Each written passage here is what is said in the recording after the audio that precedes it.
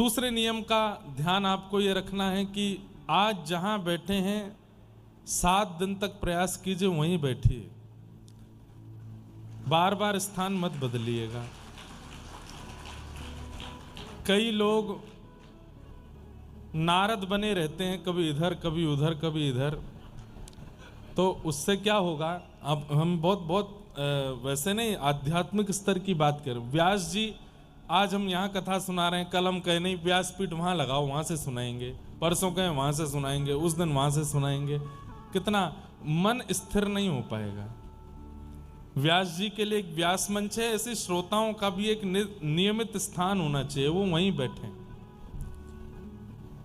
तो आज जहां बैठ गए हो वैसे होगा नहीं, लेकिन हमारा काम बताना है। प्रयास कीजिए रोज वहीं बैठिए। क्यों? उससे एक फायदा, हमारी दृष्टि आज कल में पहचान जाएगी कौन कहाँ बैठा है, कौन कथा में सो रहा है, कौन बात कर रहा है, कौन सुन रहा है, कौन केवल सिर खुजा रहा है, कौन केवल ये आदि देख रहा है। तो उसमें क्या होता है कि तीसरे दिन की कथा आते आते व्यास जी को ये अनुभव हो जाता है कि सुन कौन रहा है, तो फिर व्यास जी उसी को देख के कथा सुनाते। और व्यास जी जिसको देख के कथा सुनाते हैं फिर उसके चित्त में भक्ति का प्रवाह होना निश्चित है। इसलिए प्रयच्छति गुरु प्रीतो वैकुंठम योग दुर्लभम।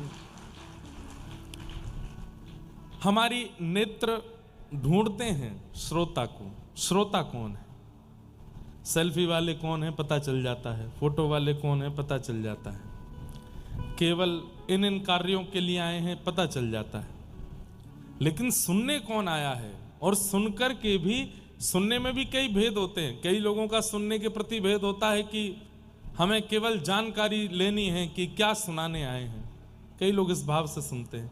कई लोग इसलिए सुनते हैं कि 3 घंटा कुछ है नहीं करने को, करें क्या, चलो कथा ही सुने आते हैं। कई लोग इसलिए सुनते हैं कि हमको निमंत्रण पत्र मिला है तो पत्र का सम्मान करेंगे, जाके सुनेंगे। और कई लोग इसलिए सुनते हैं कि उन्हें पता है कि जीवन अंतिम है, हमें ठाकुर जी का अनुभव करना है, और उस अनुभव के लिए कौन सा मार्ग, किस प्रयास, किस क्रिया का जीवन में आना जरूरी है, वो हम सुन के आएंगे, वो इसलिए आते हैं। तो ऐसे जो भगवत प्राप्ति की भावना से कथा में आते हैं ना, उनके मुखमंडल को हमारे नेत्र या किसी भी व्यास के नेत्र पकड़ लेते हैं और फिर वो उन्हीं को कथा सुनाते हैं। इसलिए स्थान एक ही रखिएगा।